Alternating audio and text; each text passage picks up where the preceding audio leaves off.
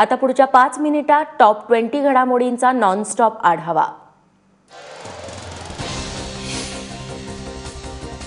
गोव्यातील सावर्डे येथील पोर्तुगीजकालीन पादचारी पूल कोसळलाय। यात दोघांचा मृत्यू झालाय तर 50 जण जखमी झालेत। बसवराज मालणवार असं मृत व्यक्तीचं नाव असून दरम्यान 35 जणांना वाचवण्यात यश आलंय।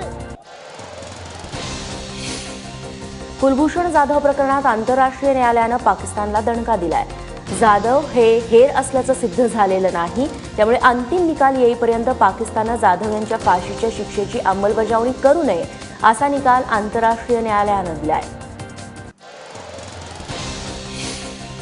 आंतरराष्ट्रीय न्यायालयानं पाकिस्तानला सुनावल्यानंतर भारतात एकच जल्लोष साजरा करण्यात आलाय।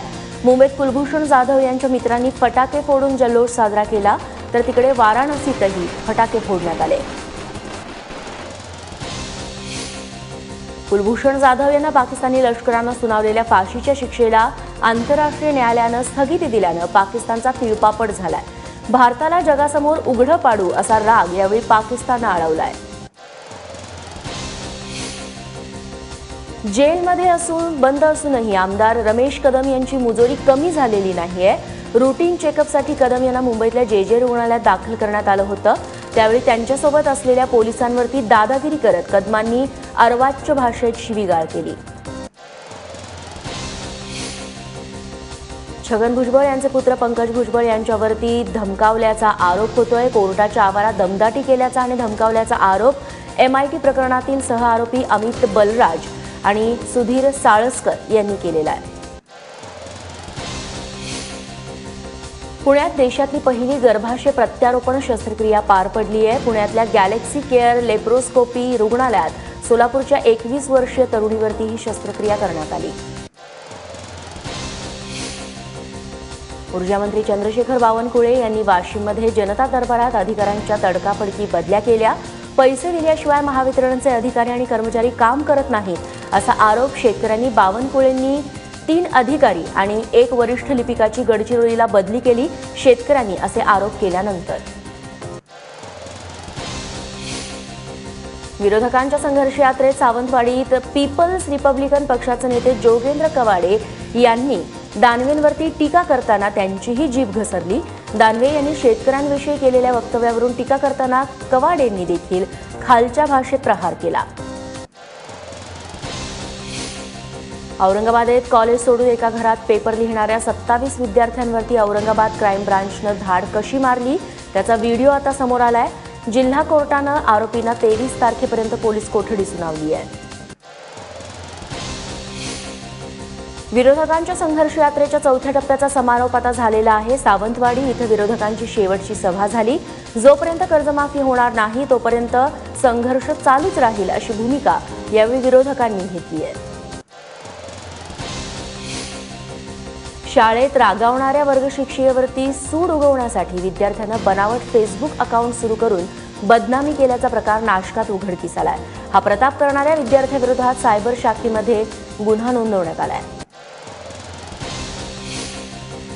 शेगावच्या गजानन महाराज मंदिरात ज्या प्रमाण भक्तांना सेवा करता येते त्या धर्तीवरती साई सेवक योजना राबवण्याचा शिर्डीच्या साई संस्थांचा मानस आहे। सेवाभाव वाढवणं आणि भक्तांना सेवाभावी वागणूक मिळण्यासाठी ही योजना इथून पुढे राबवण्यात येणार आहे।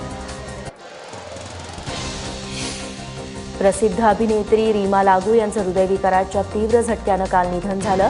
त्या 59 वर्षांच्या होत्या। अंधेरीच्या कोकिलाबेन रुग्णालयात त्यांनी काल अखेरचा श्वास घेतला।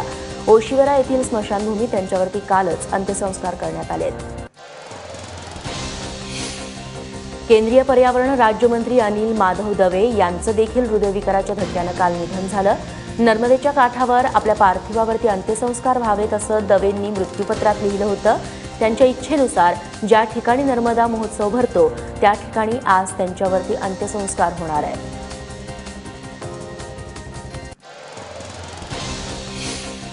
तिहेरी तलाक संदर्भातील युक्तिवाद सर्वोच्च न्यायालयात पूर्ण झालेला आहे।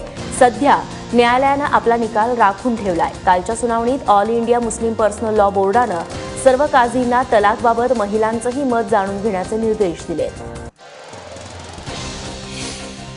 राष्ट्रपती पदाच्या निवडणुकीच्या तोंडावर काँग्रेसला धक्का बसलाय। शरद पवार यांनी राष्ट्रपतीपदाच्या निवडणुकीत उमेदवार होण्याचा प्रस्ताव काँग्रेस अध्यक्षा सोनिया गांधी यांनी ठेवला होता. मात्र शरद पवार यांनी हा प्रस्ताव धुडकावून लावलाय. मद्यसम्राट विजय माल्याला ईडीनं दणका दिला. ईडीनं माल्याचा अलिबागमधील जवळपास 100 कोटी रुपयांचं फार्म हाऊस ताब्यात घेतलंय. मांडवा इथं समुद्र किनाऱ्यालगत माल्याचं 17 एकरच्या जागेवरती आलिशान फार्म हाऊस आहे. एकीकडे जगभरात सायबर हल्ल्याने धुमाकूळ घातलेला असताना हॉटेल सर्चसाठी लोकप्रिय असणारी झोमॅटो वेबसाईट हॅक झाल्याची माहिती समोर आली आहे. झोमॅटोच्या 1,70,00,000 युजर्सची माहिती चोरीला गेल्याची शक्यता वर्तवण्यात येते आहे. यंदाच्या IPLच्या फायनलमध्ये पुण्याला आव्हान देणारा प्रतिस्पर्धी संघ कोणता असेल हे आज ठरणार आहे. बंगळुरूमध्ये चिन्नास्वामी स्टेडियमवरती दुसऱ्या क्वालिफायर सामन्यामध्ये मुंबई इंडियन्सला कोलकाता नाईट रायडर्सचा मुकाबला करायचा आहे.